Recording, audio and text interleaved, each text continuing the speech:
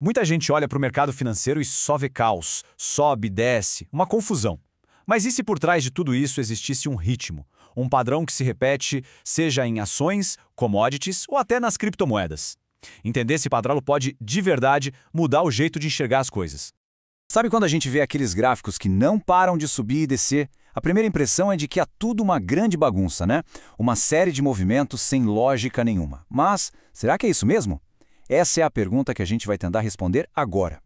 Então, a resposta, olhando para décadas de história do mercado, é um grande e sonoro não. O mercado tem sim uma pulsação, um ciclo com fases bem definidas. É quase como as estações do ano. E quando a gente entende essas fases, a nossa percepção sobre investimentos se transforma. Vamos começar a decifrar esse ritmo juntos. Ok, então vamos lá. Todo e qualquer ciclo de mercado, não importa o ativo, pode ser dividido em 4 fases bem claras. Pense nelas, como eu disse, como as estações do ano, só que para o mundo dos investimentos. Tudo começa com a acumulação. É o inverno do mercado. Depois de uma queda forte, o pessimismo é geral. Mas é justamente aí que quem entende do assunto começa a comprar. Depois vem a primavera, a fase de alta. O otimismo volta. Os preços começam a subir e atrair mais e mais gente. No auge, no verão, temos a distribuição. A euforia é máxima. Todo mundo quer entrar. Mas os grandes investidores, o dinheiro inteligente, já estão discretamente vendendo. E por fim, o outono, a fase de baixa. Quando o medo se espalha, a venda vira uma bola de neve e o mercado afunda, preparando o campo para um novo começo. Agora, a grande pergunta é, o que realmente empurra o mercado de uma fase para outra?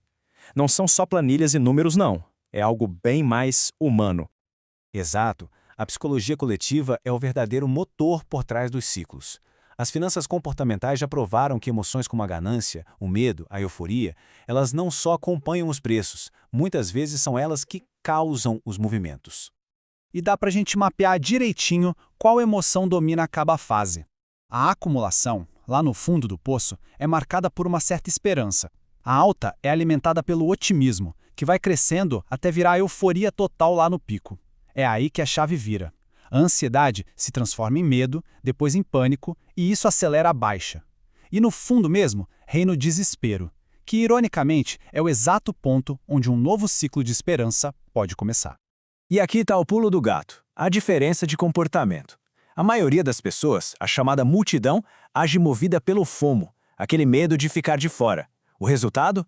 Compra no pico da euforia e quando o pânico se instala, vende lá no fundo. Já o dinheiro inteligente, os institucionais, fazem exatamente o contrário. Compram no desespero geral e vendem na euforia coletiva, basicamente usando a irracionalidade do mercado a seu favor. Tá, mas isso tudo funciona na prática ou é só teoria?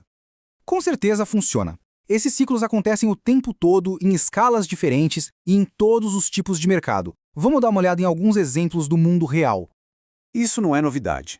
Há muito tempo, economistas perceberam que a economia se move em ondas. Existem ciclos mais curtinhos, de 3 a 4 anos, ligados aos estoques das empresas. E existem as ondas gigantes, de 40 a 60 anos, que são impulsionadas por grandes revoluções tecnológicas. Isso só mostra que essa natureza cíclica faz parte do jogo. Os superciclos das commodities são um exemplo claríssimo. Pense na crise do petróleo nos anos 70. Ou, mais recentemente, no boom da China nos anos 2000, que gerou uma demanda absurda por matérias-primas e jogou os preços lá para cima. E agora, tudo indica que estamos vendo o começo de um novo ciclo, impulsionado por outros fatores econômicos. Agora, vamos para o exemplo bem moderno. Guarde bem este número, 4. Pois é, no universo das criptomoedas, o Bitcoin tem um ciclo muito característico que dura mais ou menos 4 anos. E isso não é aleatório, tem um motivo técnico, um evento programado no seu código chamado halving. De 4 em 4 anos, a criação de novas moedas é cortada pela metade. Isso gera um choque de oferta e, historicamente, tem sido gatilho para novas fases de alta, seguidas, claro, pelas suas respectivas fases de baixa. Tudo isso nos leva de volta a uma lição estratégica essencial, a diferença brutal de abordagem entre os investidores profissionais e a grande maioria das pessoas. Essa frase aqui resume tudo. A estratégia não é adivinhar o futuro, mas sim entender a psicologia da massa e agir na contramão. Os picos de emoção, tanto de euforia quanto de pânico, são vistos como as melhores janelas de oportunidade pelos grandes jogadores. Certo. E daqui para frente? Como esses padrões vão se comportar? A tecnologia avança numa velocidade incrível, mas o elemento principal dessa história toda talvez continue exatamente o mesmo. É muito provável que a tecnologia acelere a velocidade desses ciclos. Inovações como inteligência artificial e blockchain com certeza vão criar novas ondas de crescimento e de volatilidade. Mas o fator constante, a peça que nunca muda nessa equação, vai continuar sendo a natureza humana. O medo e a ganância não vão desaparecer.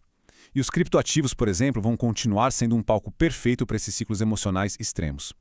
Tem um ditado que diz que a história não se repete, mas ela rima. É a ideia perfeita aqui. O objetivo dessa análise não é dar certezas, mas sim clareza. Ao reconhecer as fases e as emoções que movem cada uma, aquele caos do mercado começa a se parecer com um ritmo. Então a pergunta que fica é, da próxima vez que a euforia ou o pânico dominar as manchetes, como será a visão sobre o que está acontecendo?